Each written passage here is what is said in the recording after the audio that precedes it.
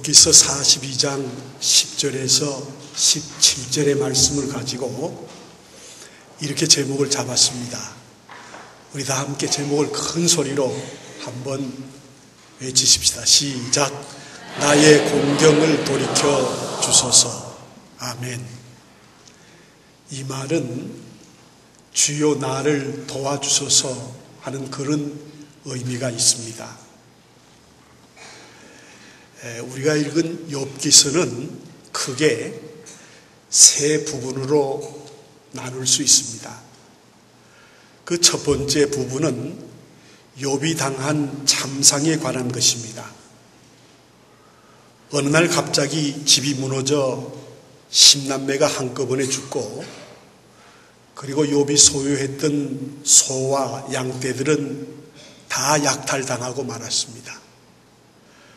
그리고 사랑하는 아내가 가출을 했고 욥 자신은 불치의 병이 걸렸습니다.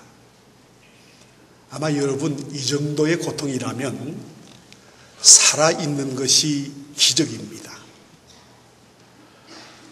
두 번째 부분은 친구들의 위문에 관한 것입니다. 평소 친하게 지내던 친구들이 욥의 소식을 듣고 찾아왔습니다. 그러나 그 친구들은 욥에게 위로가 되지 않았습니다. 그 이유는 뭐냐 하면 욥이 겪고 있는 고통을 인과응보론적인 차원에서 그들은 이해했고 해석했기 때문입니다. 다시 말하면 까닭 없이 이런 고통이 있을 수 있겠느냐, 잘못한 것이 없으면 이런 실패가 있을 수 있겠느냐며 욥에게 충고했고 회개할 것을 강권을 했습니다. 여기에서 우리가 잠시 생각해야 될 것은 우리가 우리 주위에 고통당하는 사람들에 대한 태도에 대해서 생각해 볼 필요가 있습니다. 우리가 아픔을 당하는 사람들에게 이렇게 대해야 합니다. 절대로 상처를 거느려서는 되지 않습니다. 그리고 정죄의 수단으로 사용하면 안 됩니다. 자신의 의의를 과시하거나 기회를 삼아서는 안 됩니다. 아픔을 당한 사람들에게, 고통을 당한 사람들에게 진심으로, 마음으로 위로해야 하는 것입니다. 그리고 그 사람들의 입장에 서서 말해야 합니다. 세 번째 부분은 원상회복에 관한 것입니다. 주로 욥기서 42장에 그 내용이 세세하게 기록이 되어 있습니다. 우리는 오늘 욥기의 셋째 부분에 해당되는 원상회복과 받은 축복에 대해서 생각을 해보려고 합니다. 어떻게 욥이 고통에서, 고난에서 원상회복되었으며 그 원인이 무엇이었는가를 우리는 본문 속에서 찾아보면서 하나님의 음성을 들으려고 합니다. 첫째로 하나님께서 욥을 기쁘게 받으셨기 때문입니다. 오늘 욥기서 42장 9절에 보면 여호와께서 욥을 기쁘게 받으셨다고 하는 말씀이 기록되어 있습니다. 여기서 기쁘게 받았다는 것은 제사 용어입니다. 하나님께 드리는 제사를 기쁘게 받으셨다는 것입니다. 하나님은 노아나 아브라함이나 이삭의 제물을 기쁘게 받으신 것처럼 욥을 기쁘게 받으셨다는 것입니다. 우리 구약의 경우를 보면 제 아무리 장엄하고 값비싼 제물을 다 바쳐 하나님께 제사를 드린다고 해도 하나님 마음에 들지 않는 제사는 하나님이 받지 않으시는 것입니다. 우리가 잘 아는 대로 인류의 첫 살인자인 가인과 아벨이 하나님 앞에 형제가 똑같이 제사를 드렸어요. 근데 하나님이 가인의 제사는 받지 않으시고 아벨의 제사를 받았습니다. 여기에 격분한 가인이 돌로 동생 아우를 쳐 죽였어요. 인류의 첫 살인자가 된 것입니다. 가인은 아무 의미 없이 하나님 앞에 제사했고, 아벨은 믿음을 마음을 모아서 정성을 하나님 앞에 드려서 제사를 드렸습니다. 여러분, 이 시간 하나님 앞에 드리는 이 예배가 마음과 정성과 우리의 신령과 진정한 마음으로 하나님 앞에 예배 드릴 때에 그 예배를 하나님이 받으시는 것입니다. 여러분이 드리는 예배는 하나님이 기뻐 받으시는 예배가 되기를 축복합니다. 그러기에 사도 바울은 로마서 12장 1절에서 말씀하셨습니다. 너희 몸을 하나님이 기뻐하시는 거룩한 산 제사로 드리라. 이는 너희의 드릴 영적인 예배라고 말씀했습니다. 사랑하는 성도 여러분, 드리는 제물보다 더 중요한 것은 누가 드리느냐가 중요한 것입니다. 같은 제물이라도 드리는 사람이 누구냐에 따라서 하나님은 그 예물을, 그 예배를 받으시기도 하고 받지 않으시기도 하시는 것입니다. 거절하시기도 하시는 것입니다. 욥은 하나님이 기뻐 받으실 만한 사람이었습니다. 그래서 주경학자인 베이커 박사는 하나님은 먼저 그 사람을 받으신 후에 그 사람의 기도나 봉사를 받으신다고 분명하게 말했습니다. 여러분, 우리가 먼저 하나님 앞에 드려져야 돼요. 그 다음에 내 기도가 하나님 앞에 상달되고 그 다음에 내 봉사가 하나님 앞에 효력이 있는 것입니다. 나 자신을 드리지 않고는, 나 자신을 먼저 하나님 앞에 드리지 않고는 절대로 우리가 드리는 모든 예배의 행위가 하나님이 거절하는 예배가 될 수밖에 없는 것입니다. 이 베이커의 말대로라면 하나님은 욥을 받으신 것입니다. 이 시간 여러분의 예배를 하나님이 받으시는 예배를 꼭 드리시기를 주님의 이름으로 축복합니다.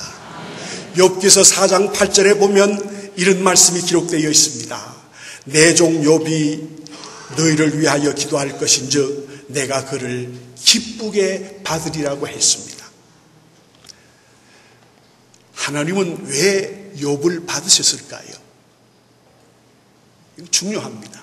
왜 하나님이 욥을 받으셨느냐? 첫째로 그의 회개 때문입니다. 42장 1절 이하에 보면 그동안 자신이 어리석은 말과 행동으로 하나님의 뜻을 가리웠던 일들을 욥은 하나님 앞에 회개했습니다.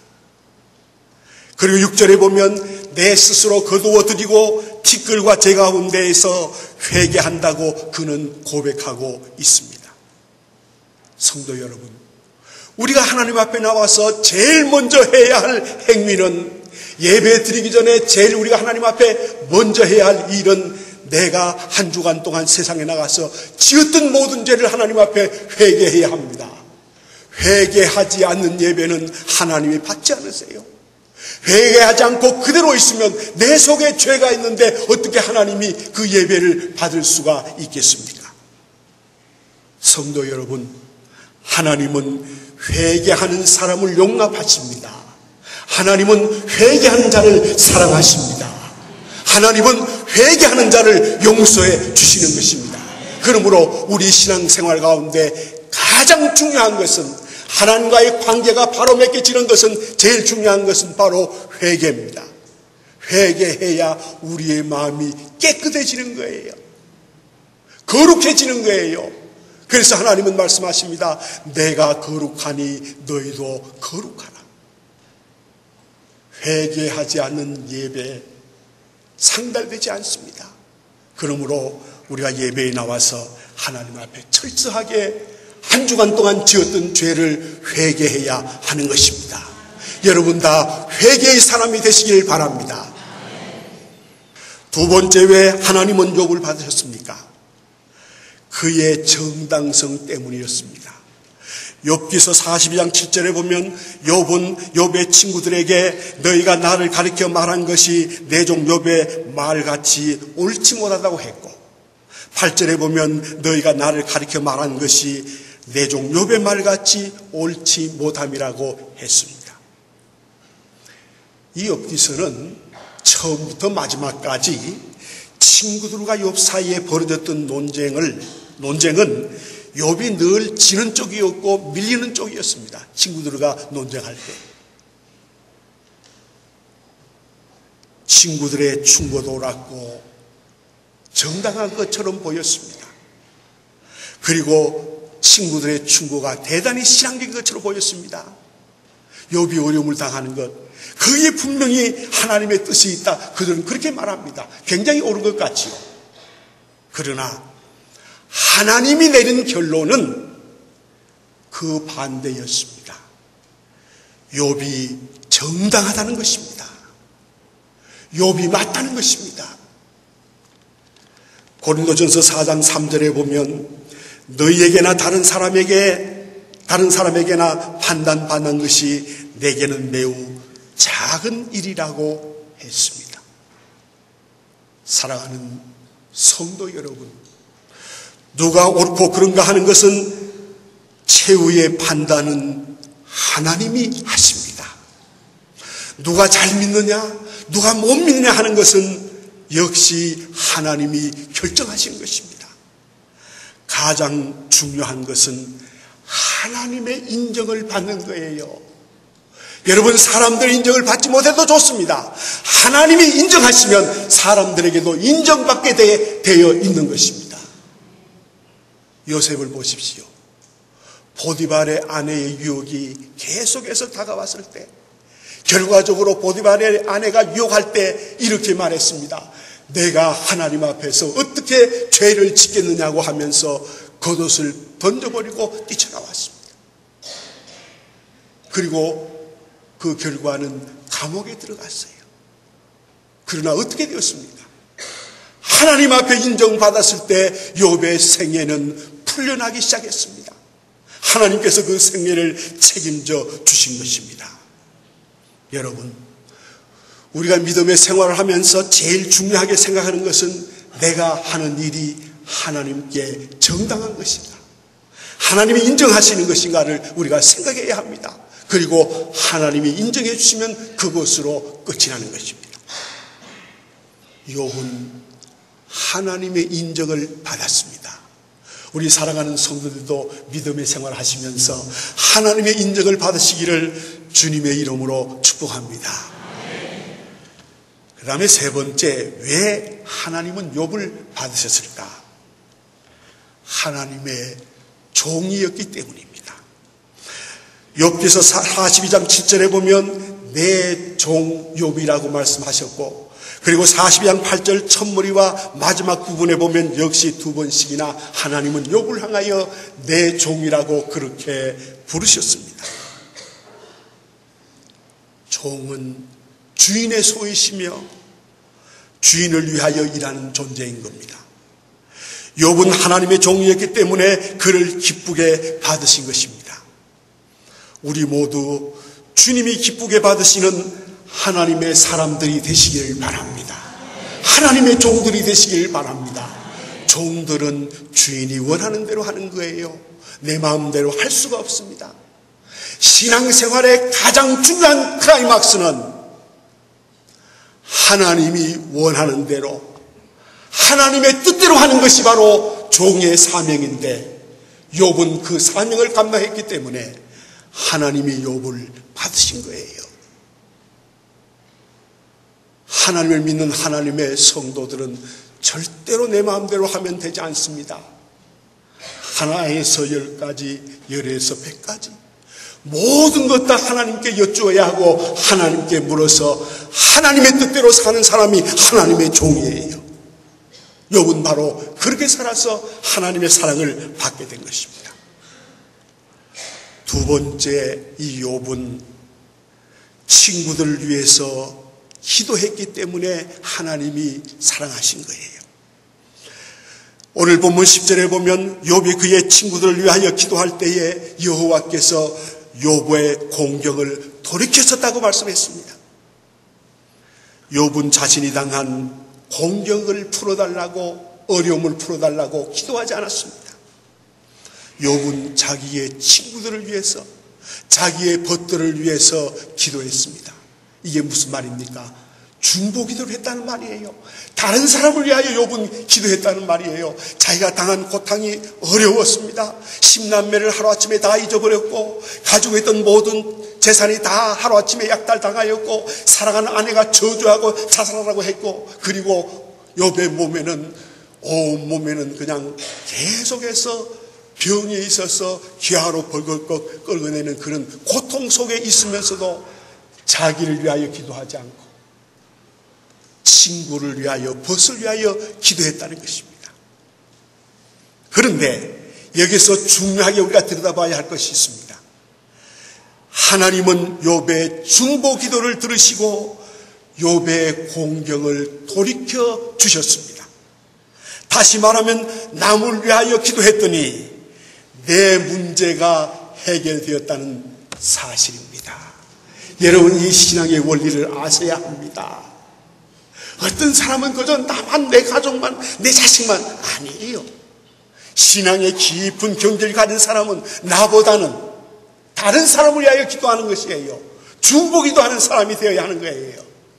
그렇게 하면 내 기도는, 내 문제는 하나님께서 해결해 줄 줄 믿으시는 분은 아멘하고 하나님 앞에 영광을 돌리십시다.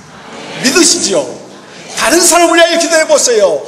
내 기도하지 마시고 다른 사람의 아픔을 위하여, 다른 사람의 병을 위하여, 다른 사람이 걸린 암을 위하여 기도해 보세요. 하나님이 내 문제를 해결해 주시는 거예요. 이것이 신앙의 원리입니다. 욥이 드렸던 기도의 내용이 상세하게 기록되어 있지는 않지만은 미루어 짐작하여 보건대 친구들의 공격에 대한 서운한 마음이 왜 욥에게 없었겠습니까? 욥도 사람인데 적개심이 왜 없었겠습니까? 그러나 욥이 먼저 풀었습니다. 먼저 화해했어요. 그리고 그들의 실수를 받아들이고 용서했습니다. 한 걸음 더 나가서 그들의 신앙적 잘못을 하나님께 용서해 달라고 기도했습니다. 그런데 축복은 욥이 먼저 받았습니다. 욥에게 하나님의 축복이 임했습니다. 욥과 그의 친구들 사이에 중재하신 주님은 오늘 우리에게 명령하십니다.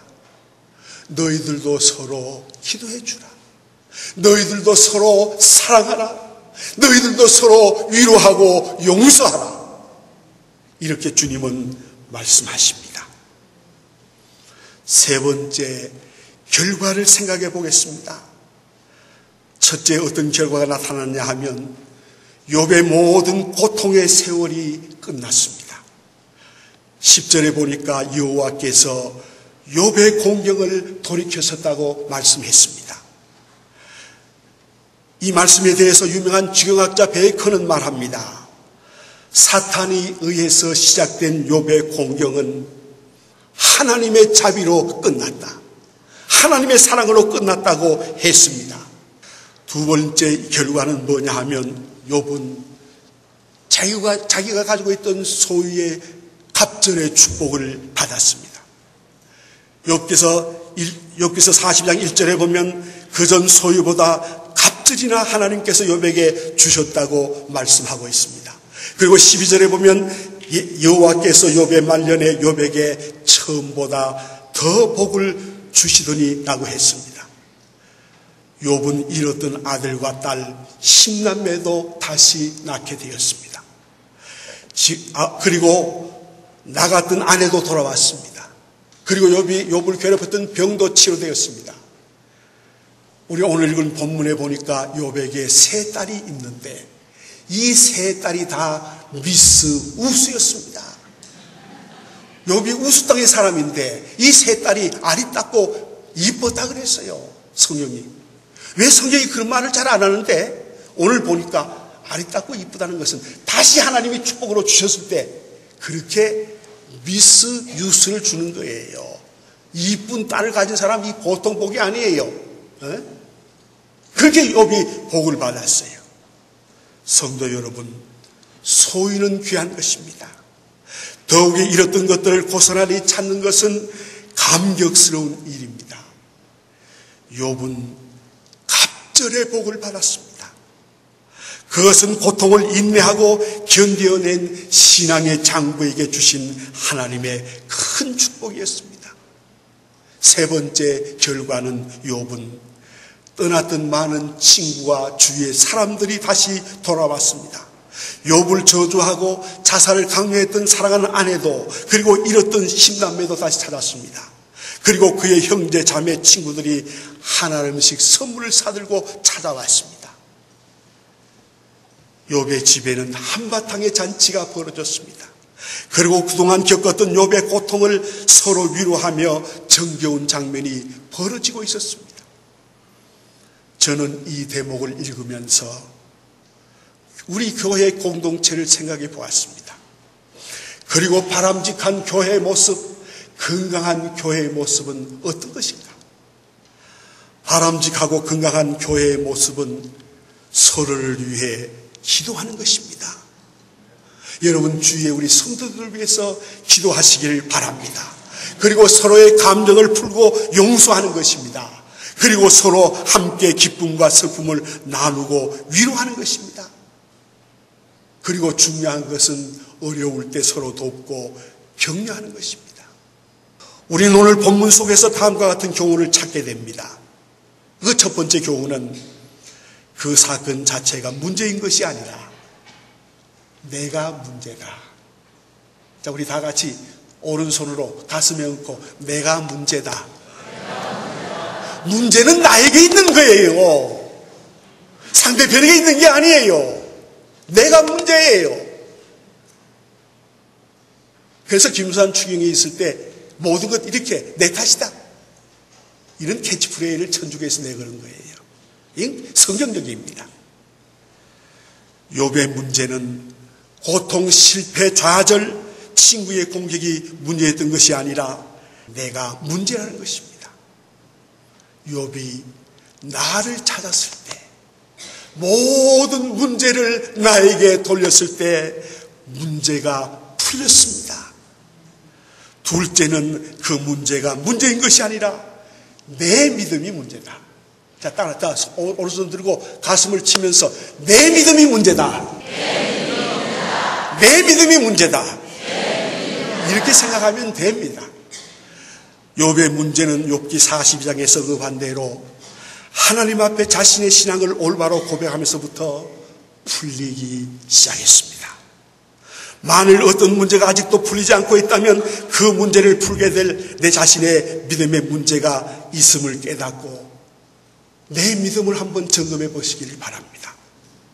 세 번째, 하나님 앞에 바로 서야 문제가 해결된다는 것입니다.